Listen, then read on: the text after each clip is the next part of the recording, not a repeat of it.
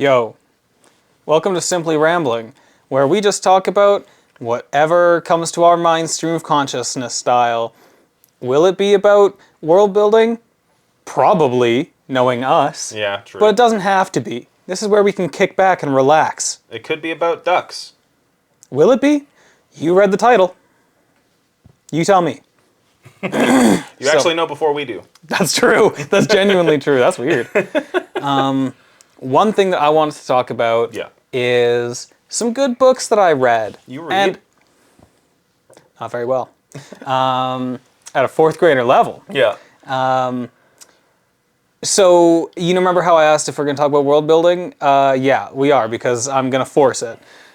So, the books that I read were, you may know them as the Silo series, brought to you by Apple TV or something? Maybe HBO? I don't remember. Oh, it's like a show.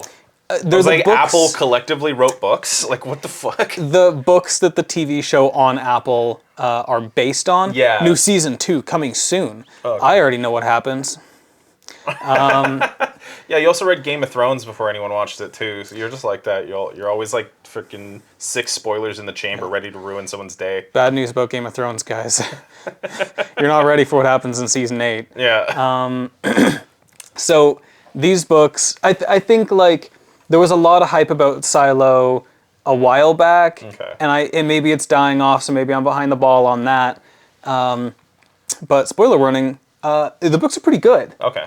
And also, I will say too, right off the front, if you have heard of Severance, Can't say I have, no. they have, and that's what matters.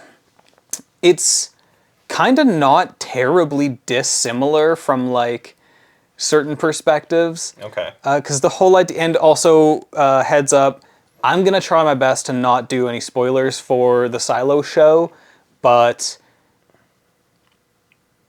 Beware. yeah, just a heads up. Like, I'm gonna do my best, but I won't say anything terribly bad, terribly story ruining for you. But I don't know what happens in season 1 of the show because I haven't seen it. I've only read the books. Yeah.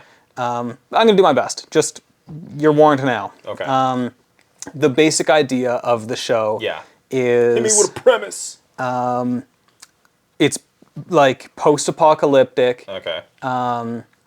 in that the outside world is uninhabitable, be it like radiation or whatever. Okay. Is that not like established? I don't think it is specifically. Interesting. They kind of like It's just kind of taken as a given. yeah, because they Okay. kind of describe like what happens. Yeah, totally. Like if you go outside. Yeah. But The actual means at which that happens. yeah, is not and explained. I think that's also kind of intentional. Okay. Because like basically the number one rule is go outside equals bad. Yeah. And so they use that as like a punishment. Yeah. Also, I'll say everybody is locked into a silo, Okay. which is essentially a bunker, but it's in kind of a silo shape. Yeah. Does it go underground? It does. Okay, yeah. so it's like this long. It's like 130 or 100, 150 floors deep, and each Okay. floor is like multiple floors worth of height. Yeah. So very, very big. Yeah, like yeah. it takes like days to get from one to the other. Yeah. But it's very interesting because like I think they did a really, really good job on the world building of it. Okay. And it's got like a big sense of like distrust, conspiracy, like that whole side of things too, because they there's no phones basically, like asterisks. So like communication is pretty limited. It takes a long time to get from one to the other. Yeah. There's like a hierarchy in place. Yeah. And like, you know, there may only be like 2 guns in the entire silo, and the only people that have those are like the people who are at the top. So yeah, ways to control information and also like means to weaponry. Yeah. That's a huge instant way to have people not trust you. Yeah. Yeah. But then like if you do something really, really bad, they will send you out to clean, which is there's a camera outside that shows like, this is what the outside world looks like, by the way, if you forgot. It's shitty. It's, like, super, like, dead and destroyed, and the camera, over time, like, gets grimy and stuff. Yeah, yeah. And so they send somebody out to clean if they've done something very bad. Yeah, and they go commit a out. serious crime. Yeah, and they go out and they, like, clean the lens, and then they die. Yeah. And one of the whole big things is, like, why do they clean? Like, why do they bother doing that? Yeah. Because if you're, like, being sentenced to death and you're like, I'm not going to be part of your stupid system, why would I do this? Yeah, okay, no, fair enough. And It's yet, like, everybody does does. it, There's, like, it's something like 250-ish, give or take, years of, like, sort of communicated history in the silo. Yeah. And post-apocalypse. yeah. Yeah, okay. And nobody has ever not cleaned. And so, like, one of the immediate first things in the book that they sort of express to you as, like, a main principle of the book is why. Yeah. It implants that distrust in you immediately. Yeah. Yeah, interesting, okay. And additional spoiler warning, because if you've never seen it, this probably happens, I imagine, in, like, episode 1 or 2. I don't know. It happens in the first chapter of the book. Yeah, I mean, it's still establishing premise, so I can't imagine it's not going to be But done. spoiler warning, skip a minute ahead if you really don't want to know anything. When the first person in the book goes out to clean, like, from the camera, you can see, like, it's shitty out there. Yeah, it's bad. Yeah. And then they go out, and all they see is, like, it's fixed. Yeah. Like, it's healed. Like, it's good. Yeah. And so they're like, well, I'm out of here, but, like, let's clean this off, like, you know, because fuck it, like, I'm out of here. I'm happy. I'm psyched. Yeah. And, like, I don't know, maybe there's a bit of, like, if I clean it, like, they can see that it's good or whatever, and then they go and they're free, and then they die. Because boom, second layer of conspiracy, that's fake. What they see is a screen and not an actual window. Oh. So it's like augmented reality almost. Yeah, interesting. But okay. boom, one chapter in and they've hit you with a 2 McTwisty double conspiracy. Okay. That's all I'll say on that front. So welcome back. Hi, I'm trying to stop spoilers now. Yeah. Yeah, it's, I don't know, it's just really cool because there's, like, it's well built world.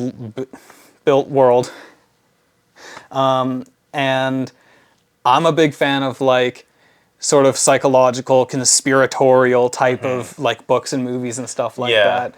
Well, because, like, it, I mean, so there's a bit of the dramatic irony there because it shows the reader what the deal is off the bat, whereas everyone else doesn't have that. But at least what that does Yeah, is because the person who knows more than, like, as much as we do as the reader dies. Yeah. And then it's back to other people who don't know that. Yeah, totally. But nonetheless, what that still does is show it confirms, but it still gives the distrust that the general populace has in that system. Yeah, and it's like, you thought this was a conspiracy, but now what's the conspiracy? Yeah. You don't even know what's going on. Yeah, true. Yeah, it's actually like you still don't know what to think. You just distrust. Yeah. You distrust the structure. Yeah. But you understand it goes a layer deeper than even anyone else does. So, like, there's this level of, like, oh shit, like, you've been shown under the cover, but it's like that freaking it's like in those old Looney Tunes where you'd open up a door and there's another door. Yeah.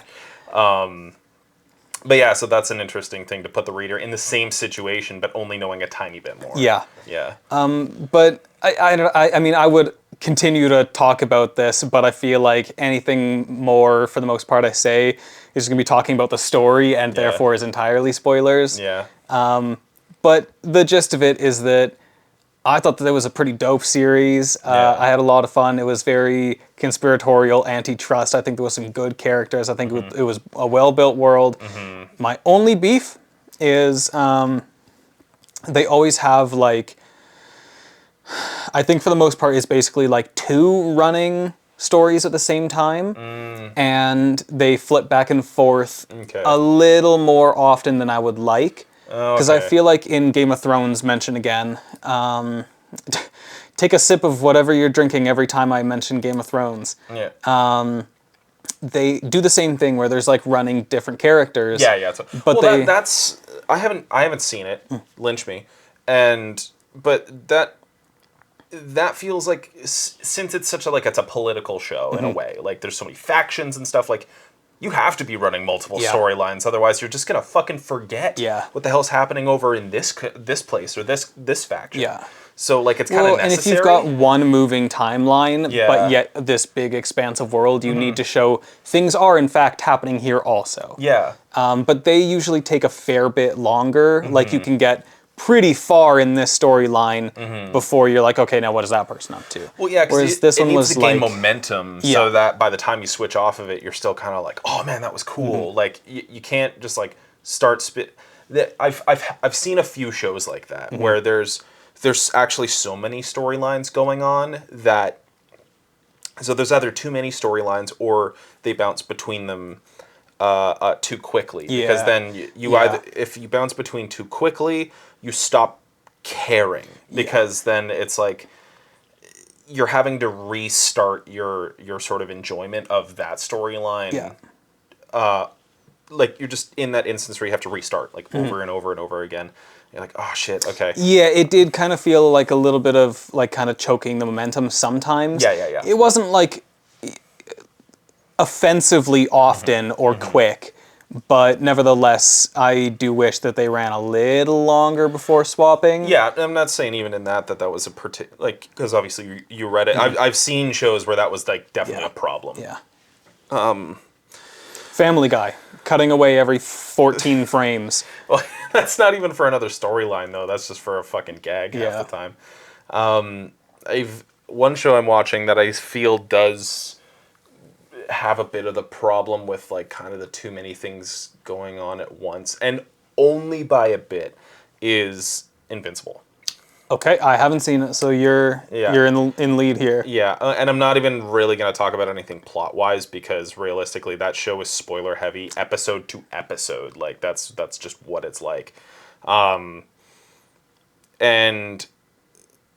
this is the thing, is so they do have like a lot of plot lines going on at once, and I find it's like literally just beyond the threshold of what I'm able to deal with personally, because like by the time like every single time, so say it cycles through, I don't even know how many, but let's say there's 1 through 5 just to give it a number, of sort of plot lines moving at once. You know, you go through 1, 2, 3, 4, 5, and then by the time they're like, oh yeah, here we are back at 1, I was like, oh, I forgot about 1. I was thinking about 2, and then we go to 2, and I was like, oh yeah, I forgot about 2. Like, it's like just that stretch just long enough where you're like, oh yeah, shit, this is happening. Yeah. And then you're like, okay, now I'm caught up on that. And it moves on to the next one. And you're like, oh yeah, shit, these guys were a thing. Yeah. It's like just a little bit too big of a stretch, I find. And that's probably not like I said, because I find it such a minor problem. So it's probably just a non-issue for people, and my attention span's just small.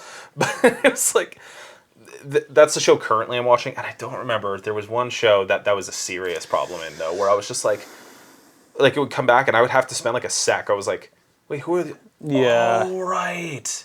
Because sometimes it would be like episodes later, too. It's just like... For me, that was The Walking Dead. Oh. Another thing I haven't seen, lynch me. That had 5 storylines going all at once. Yeah. And each storyline was told in its own episode. So instead of bouncing between characters... It was a full episode. Each party got their own episode. Well, then you'd be like half a season by the time you watched the same storyline twice. Yeah. Everybody got, I think it was 2 arcs per season. Yeah. Like 2 arc advancements per season. That's slow. That's slow. Well, okay, but are they hour-long episodes? 45 minutes. Okay, so 45 minutes. Okay, that's all little right. better. You can do some stuff in 45 minutes. Well, but two spans of 45 minutes, that's a movie. Yeah. So I'm like, that's okay. Well, not these days. Now movies are 3 hours long. Yeah, true. But keep in mind that most of the scenes in Walking Dead are silent scenery. Yeah, that's true. Yeah. You're right, but what I was also going to say is the fact that it's like, it's not even necessarily time spent, it's time between. Yeah. And so by the time you come back, it's like, oh, fuck yeah, what the hell is going on with these people again? So yeah, I can totally see that, yeah. Each episode was a week apart. Yeah. So that's true, to get back to party 1. Yeah, if you're watching it, like, just if you're current, So Just too this long. is a shift that is maybe, well, I mean, from what I've seen on the internet and Reddit, I'm not the only one.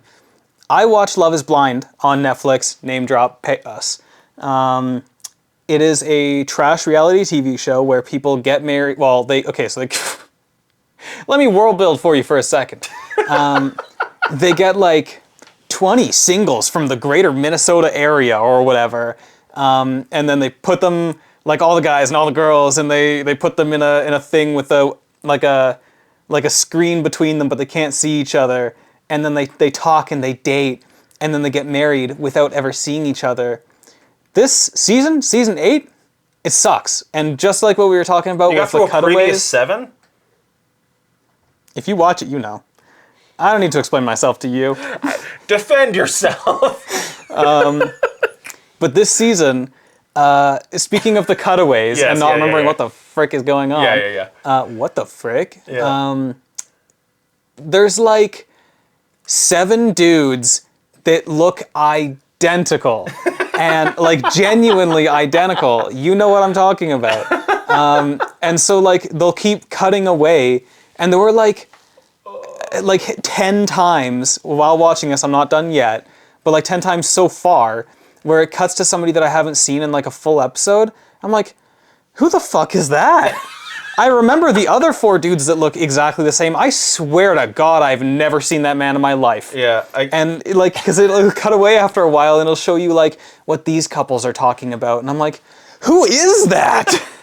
But I like to think that it's like that one episode of Rick and Morty. Do you ever see Rick and Morty? Early Rick and Morty? I think I've seen 3 seasons. It was it's the one with Mr. Poopy Butthole. Yeah. Where like people like there's like these parasites that keep showing up and then like appearing like they're a dear friend of yours, and they implant memories in your brain. Yeah. Like I like to think that this is just like a reality show, but everyone is succumbing to that. So there was Genuinely. actually just one dude at Yeah. first, and then you're like comfortable with the 4 now, Yeah. and then you're like, who the fuck is this fifth Who's guy? that? And he's like, no, Then he's it- been here all along. You Yeah. remember, he's engaged to this person. Yeah, and then it You're like, cycles back, and you're okay, like, maybe. oh, I didn't know there was a 6th one. Yeah, Like, it just yeah. keeps getting worse. And they've like, it's even the names too. I don't remember the names. Like it'll show on like like Chaz and then Chet. episode 6. It'll be like, here's Daniel. You remember him? He's an engineer. And I'm like, I've never seen Daniel in my life.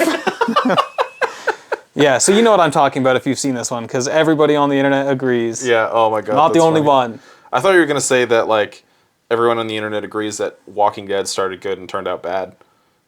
Because that actually, as someone who's never seen the show, that is what I've picked up on, is that That's it... kind of how it is. Really? Well, Yeah. 'cause also, the boomerang storytelling that I was talking about doesn't Yeah. happen until season 5. Yeah. Interesting, so... Because up until then, there's not enough characters to do Right. that with. It's all just 1 or 2 groups. Yeah, that's fair enough. And that's also when it changed directors. Yeah, okay, that's also a huge problem when shit like that happens. Not Yeah. always bad, but most of the time it's a bad call. Yeah, no, just changing in directors. Speaking of freaking, well, that's writers, but Game of Thrones. I remember really liking the Telltale Games Walking Dead thing. I watched the crap out of that. Multiple Yeah. different people. Yeah, I saw a few never people played play it. that. Well, actually, I started to, but I more liked watching people play it. It's not my style of game, but I do love me a story. Yeah. And so watching people play it was, I was like that's watching how a I movie, enjoyed. kind of. Yeah, and then you'd have a little bit of It was commentary. a good like streamer game or YouTuber Yeah. game back in the olden days. I watched multiple people. Yeah. Because it was also interesting to just see how people would react Yeah. to certain scenes and stuff like that. But I played through the first one several times. yeah, I remember really liking it. So that was really strong. Yeah. But that's the only real introduction to that universe that I have. I forget what my segue was here. I feel like there was a good one, but I think I'm just gonna get rid of it now. I don't need that. What are you segueing into? Well, you know what? There were also, and you can probably see it if you rewind a little bit, 2 times while they were talking where I thought about interjecting with a Game of Thrones thing. So that would have been 2 sips that I just saved you. Although that being said, hydrate. Drink more water. But I did want to talk about. I swear I had a good segue for it, but let's talk about it. No, just shoot. D&D with What's that? Dungeons and Dragons, more colloquially known as D&D, Yeah. began in the something 40s. in the 1900s, Yeah, as the kids yeah, say. that's true. Fuck off. But railroading versus sandbox. Did you have like a Game of Thrones thought on that, or No. No, No, this okay. was pre me thinking about Game of Thrones 2 times, and then that's, I think, what No, lost fair me the enough. plot. But you said... no, fair enough. Okay. You said starts off bad, or starts off good and then got bad, and I think I maybe spaced out into the camera or something, so I don't know. Yeah, fair You'll enough. see when I have those thoughts. Okay. I actually can't say I have a perfect. Well, I can't say a perfect opinion, but I don't have a well-developed opinion on it yet because I think if you were to, in a binary sense, label mine as one or the other, I think I railroad you guys. Now, you guys are what I would describe based on what I hear of people on the internet and what their parties are like. You guys are overly cooperative. That's true. We are blessed with not only a good party, but also a party that we're already familiar with off like the table and stuff. And so we're all able to kind of leave that behind and just be like a D&D group and work together and stuff like that. But I think a lot of people are, like playing with, this is the friend of a friend of a friend, Yeah, or somebody I met online, acquaintances. or I know something them like from that. work, Yeah, and that's like a grab bag. You never know if you're going Yeah. to get somebody who's super cooperative. Yeah. And all it takes is one person to throw off the table as well. So Yeah, true. not everybody is blessed with the team that we've got. Well, and that's what I'm saying is like so I feel as though mine is railroady. And when we say railroady, we're not saying in like the negative sense Yeah. of like removing your player's agency or anything like Yeah. that, but more in the fact that like instead of just throwing people into a world that you've kind of built and just like, all right, well, you're adventurers now. What do you want to do? Like, oh, I don't know, what's around? It's like, oh, you check out the message board. Like you're playing it like kind of like Skyrim, where you just like kind of walk in a direction and then see what happens. Yeah. Rather than like a game where like there's an obvious plot. There may be some level of branching paths for the sake of choice, but you're still being brought along this singular Like story. off the top of my head, like let's say you're playing like Dead Space instead of Skyrim. Yeah. Where but- that's like it's just got a very clear plot. Like there's levels of exploration and stuff like that, but it's like you're doing the story. Yeah. You can't just be like, well, fuck Whiterun, I'm going to Riften. Yeah. Like, But I'm here to say, I think that both are good. well, yeah, definitely. Well, especially when you don't look at like again when you need a new term for it. Yeah. But like, not railroading in the negative sense, but that is railroading in true. like the pulling along. There is plot. obviously like, if you go too far on either side, it's negative because if you're too railroaded, like you said, you lose player agency, and Yeah. that's just not very fun. Then you're Yeah. kind of sitting there listening to your DM tell you a story, Yeah. which is fine for some people, got, like, but a that's campfire and not D&D. Yeah. But if it's too like open free range chicken situation, Yeah. it's very, very hard to get like an impactful story. You can Yeah. still have a story, and maybe that's even a lot of fun. Because then you're just playing Grand Theft Auto 5 online Yeah. in D&D, and that's cool. But like it's not going to get you the most like impactful story. Yeah. Because railroading gets you a like manicured storyline that is punchy, impactful. It's specific to you or your character. Like it's manicured to be like a good story. Yeah. But being like sandboxy, you can obviously, do whatever you want, and you Yeah. feel like a little bit more interaction with the world and stuff like that. Yeah, they both have their kind of strengths and weaknesses. Yeah. One thing I actually bring up that was that one of the moments for me that actually made me realize that I think let's call them plot focused instead of railroading. Let's just define that term right now, just so we're not, again, there's no confusion. But one thing that made me understand, I think, why I liked quote unquote like plot heavier focused stuff was actually, weirdly enough, playing Subnautica for the first time. Yeah.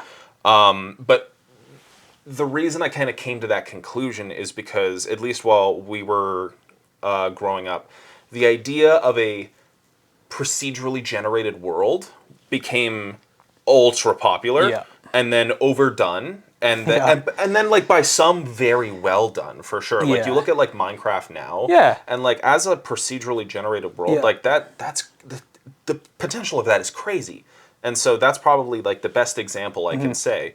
And then there's some procedurally generated worlds that are just like samey, Yeah, really 'cause boring, or there's nothing there, or like there's That's the thing, is it lacks the like refinement that you get by actually manicuring a thing, Yeah. right? Because you can find that like, oh, all right, it's procedurally generated, but that means that I see like, okay, just for instance, I played 7 Days to Die when it was quite fresh and it was Yeah. procedurally generated. Yeah. And the landscape sucked. Yeah. And there were like 7 buildings. Yeah. And then they would just pop up there. And then it was like randomly generated terrain between them. And then the same buildings. yeah. And that's kind of what a lot of the like procedurally generated things or like Yeah. randomized stuff turned kind of into, was just like boring, unfocused, like terrain everywhere. Yeah. But it was unique to every save file. Well, this is the But it was if you have infinite potential, maybe 1% of stuff is going to be technically good. Yeah. But so this you have these strengths, right? Mm-hmm. Like again, if you're using even a good example, like I said, like I find Minecraft's procedural stuff. Yeah. You don't always get a world that's overly interesting, but at the very least, it feels like it's consistent. It feels like Yeah. kind of semi-natural. It's cool, and sometimes you can find some really crazy Yeah. stuff. So there's this infinite potential there, but with potential comes wasted potential. Yeah. Because there's also the potential for it to be ass. Yeah, exactly. But even assuming the best, right? You have the ability for things to be strange or like hit you in an unexpected way. Because when things are man-made, they tend to be less strange or Yeah. less unrefined. But also, and bringing it back to the Subnautica thing that I was saying, I thought that game was procedurally generated going in. Yeah. And I think a lot of people did.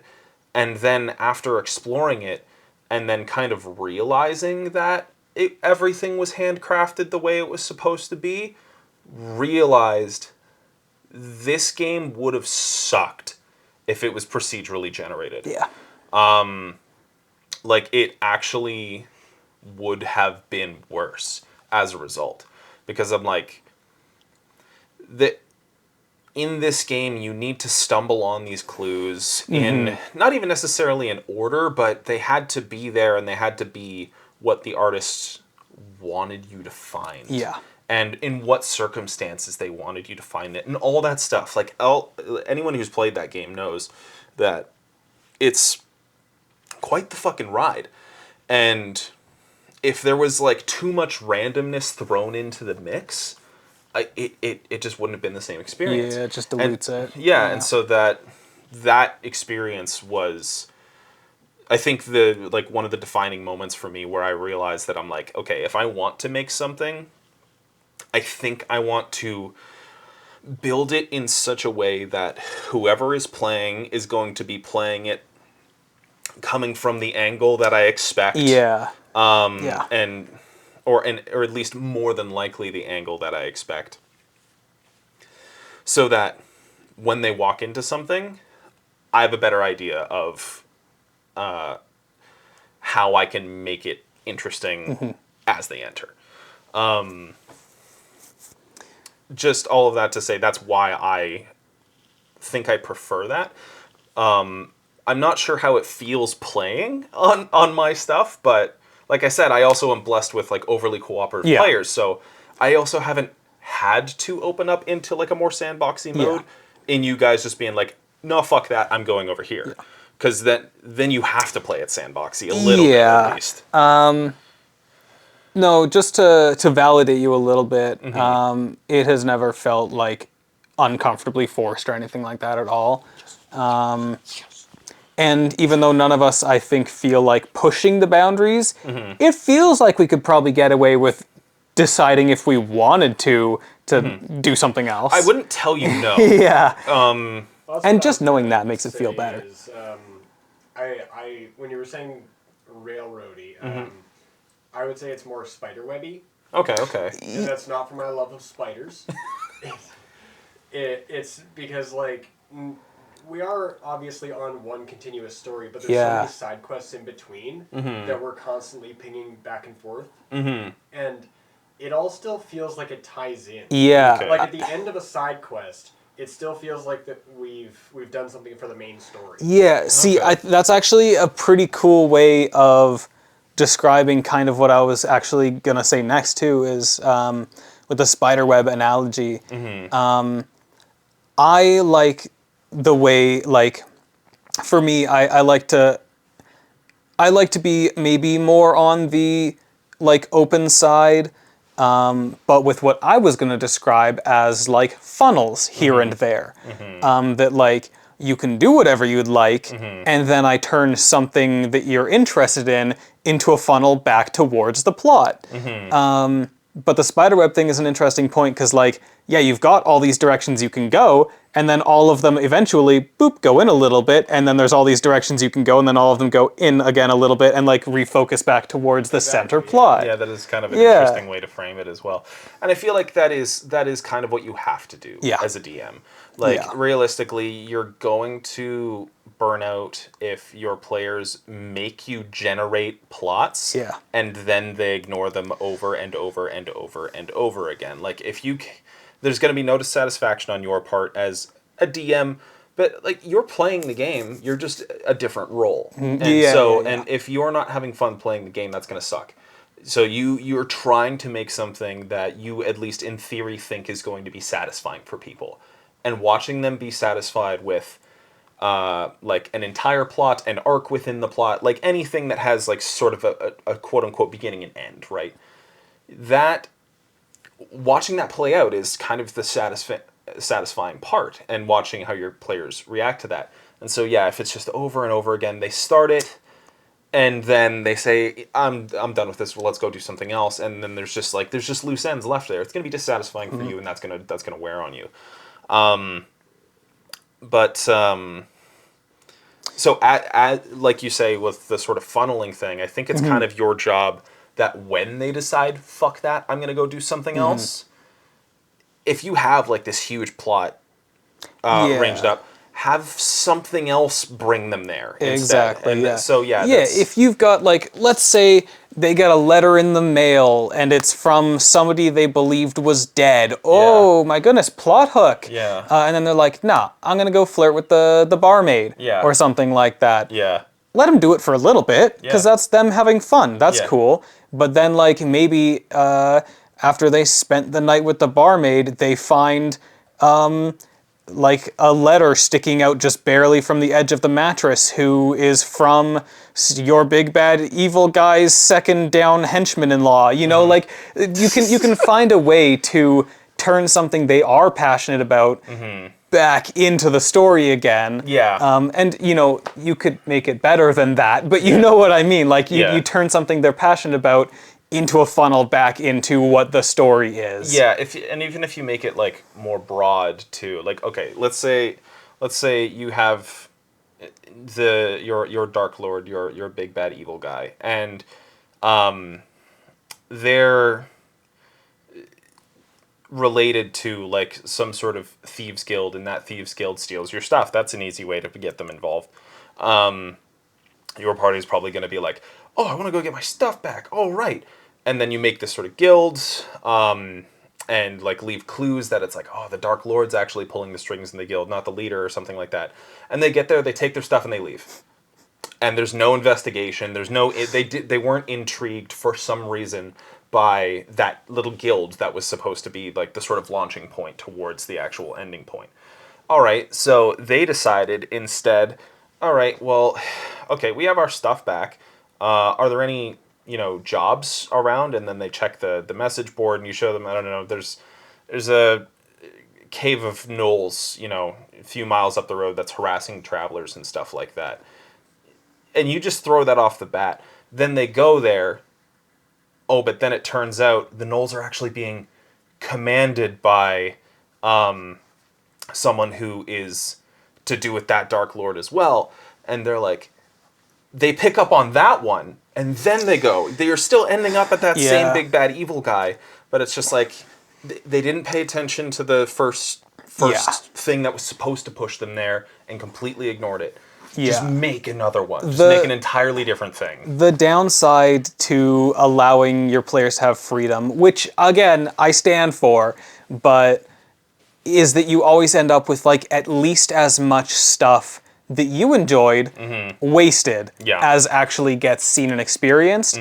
But you know they will be at least 2 times as satisfied and passionate about that thing that does make it through. Because you let them choose which of these things interests them, and then it comes back to the plot. So it's more work, but they definitely are much more engaged by it. And then they're never getting, like, over here, they're getting here and then back and then there and then back, and then it comes back in eventually, right? Yeah, exactly. It would be a bad thing if they were like, all right, we got our stuff, so we're going to screw off from this Thieves Guild and we're going to sneak out.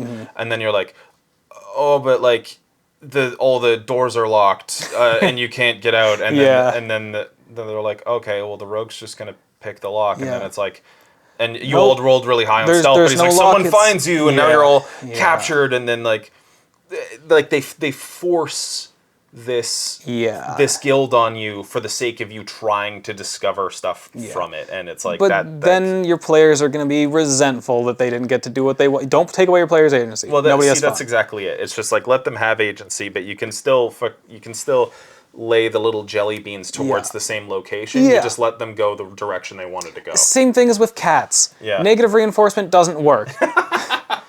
Just give them treats when they do the right thing. Yeah, exactly. +1 sword, see? But just on the other side of the Thieves Guild that you, for some reason, don't really want to do is a magical sword that's better than the one you have. But you got to go through the Thieves Guild to get there. Yeah, that's also an option as well, is like leading them with loot and stuff like that.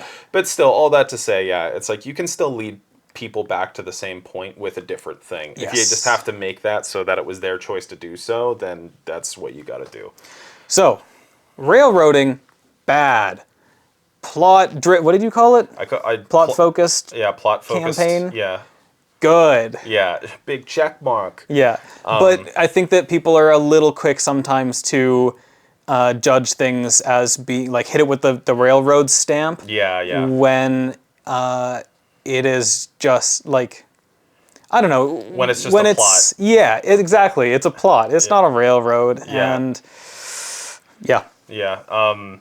But I don't know. I guess almost any DM might feel like their stuff is railroady because they're also the one pulling the strings in the first place, and so I'm glad you guys don't feel that way. I think, and it's just like a personal thing. Like, I think stuff is, again, in sort of in a plot focused sort of way. Rather than just like trying to put stuff down for you guys to like go and try and find yourselves. But that's just like, I think, what I have in mind when I'm making stuff. So it doesn't necessarily even result in that. It's just kind of the method. Yeah. Because even in playing yours, like I would even agree. Like I was like, yours feels more sandboxy than mine. Not in a like an entirely binary way. Yeah. Well, I maybe got a little carried away. Yeah. I made essentially the entirety of a completely functioning continent. Yeah. And then I'm like, and you're there. Yeah. And then, like, they dink around for like 15 sessions before one of the like plot hooks sinks in, and then it pulls you a little bit this way. Yeah. And then you decide like, this is I'm passionate about this thing, and then it pulls you a little bit back. But that's the way that I like to do it is set them free, and then over the course of 10 sessions funnel it back in, and that's my style. That's what I enjoy, and I'm comfy with that. It's even funny thinking in retrospect, going back to at the beginning of yours, Because I remember there was a lot of stuff that was super, like, that we were doing that was super fucking not relevant. Yeah. Yeah. And I felt that. And even though it was me instigating a lot, but it was also kind of my first time playing. Yeah. Not that's necessarily, true. but my first time playing in a long time. Significantly playing. Yeah, exactly. Because, like, I'd played in, like, stuff where there was, like, 1 or 2 sessions worth of, like, play or something like that. Not really much. And then, like, obviously we knew that we were going to get more committed to yours because, like, we'd had so much time. We've managed to, like, actually have some semi-dedicated time to actually just playing D&D. And so, yeah, it was kind of my first time playing. So I'm like, so I don't know, what do I get for breakfast? Like, I'm just, like, asking a lot of weird questions like that. We got over it, thankfully, but it's most interesting to me to see that whole thing because the party of players only changed by 1. Yeah. And it's so interesting to see how different the parties act with me playing versus you playing. Yeah. It's an entirely different dichotomy somehow, and I'm like, how the fuck did this happen? And okay. Also, the other person DM style does influence that as well. But it's like I feel like our party, like with Murdoch and Arlen and Rare and Dara, has been so chaotic. Like you've had to put up with a lot of janky shit, and you guys like to like joke around and stuff, but you're so much more focused. Yeah. You are so focused and you're always so on whatever I'm like trying to hook you guys with. You're like, oh yeah, let's follow that. So it's like we're the same party, just chaotic versus lawful. Yeah. Depending on who switches out at the time. It's just been something funny to see. Yeah. Well, I find that it's also, Bill, in your campaigns, there's a lot more combat. And yeah, fair enough. And Ty, in yours, there's a lot more RP. So far there has been, definitely, especially in the last little bit in mine, because there hasn't been a lot of opportunity for dialogue, because you've been in like an overly long dungeon forever. I think I even learned a little bit more about how I would want to do a dungeon in the future, just based on that, and also certain observations I've made about looking at things in media, and I'm like, that would be a cool dungeon. I also have this disease where I keep thinking of other like themes for campaigns, and then getting a little carried away with like pretending and building a little bit about it. Yeah. Because I've got like 7 different obsidian vaults. Yeah. Use obsidian. Not sponsored. We just think not it's sponsored. I just swell. it's a good app. Yeah, so I've got like 7 of those for like different things that are like half baked, but I'm like just really interested in, like post-apocalyptic Soviet campaign, or like LA Noir gnome campaign, and stuff like that. I just got like 7 of those. Yes, you heard him right. I want to play that. Yeah. And yet I keep being told, no, we don't want to play a murder mystery campaign. Yeah. Doesn't it sound good when I describe it like that? All right, so just my take on murder mystery. I hate them, but that's only because I can't be bothered to fucking guess who done it. That's valid. So just get him to do it then. I was gonna say like it was you who done it all along. So you know what? I'm down. But oh my god. But yeah, as long as we'll talk. As long as you don't care about me not actively trying to pursue who the fuck it is. Yeah, that's fine. I'm always. You can be the comedic relief. That's well, I was gonna say. Or there's also always the guy who's just like, oh, everyone's overreacting, or something like that. This clearly fake. Let's split up and look for clues, and then he's eating a comedically large sandwich. I actually did watch a Scooby-Doo movie the other day. Which one? Loch Ness Monster. I don't think I've seen that one. Oh, really? Or actually, no, I had wait. that one on VHS, No, so it I was a think I have nostalgia seen that romp for one. me. I haven't seen that one. I wanted to rewatch Alien Invaders. Oh, that's also a good one. Yeah. Alien Invaders is good. Cyber Chase was killer. I love Cyber Chase. Okay, that little era of Scooby-Doo movies was so good. They're not like freaking cinema history or anything like that, but I feel like they were actually kind of killer. But the Loch Ness Monster one, 2 things about it. One, it's a nostalgia romp. I love it. Secondly, a little thing on the voice actors that was so funny. Firstly, I realized that the person who played Daphne in, I think that sort of that era of the movies, and maybe even What's New Scooby-Doo, is the same actor as Azula from fucking Last Airbender. So that was a funny thing. She's in so many things though, so it's not a huge surprise. But it was just kind of funny to see like Daphne and then be like, that's this crazy firebender lady. Yeah. But even funnier, in Scooby-Doo and the Loch Ness Monster, they go to obviously Scotland. They go to the loch. Yeah, and Daphne has like a Scottish cousin. And it's voiced by literally just the same person doing a That's a terrible good Scottish move. accent. Yeah. And I was That's a good move. dying when I found that out. So that was just a funny tidbit. Yeah. But anyway. But you have Gnomes and L.A. Noire mixed together. Yeah. I'll talk about it some other time. Yeah, fair I enough. feel like we've rambled sufficiently. Fair enough. Thanks for tuning into whatever that was. Yeah. Thanks for hanging around for a bit. Yeah. We got more we want to talk about, but I guess we'll just have to hit you in the next one. We can talk forever. So, see you there. Yeah. Bye for now. See you around.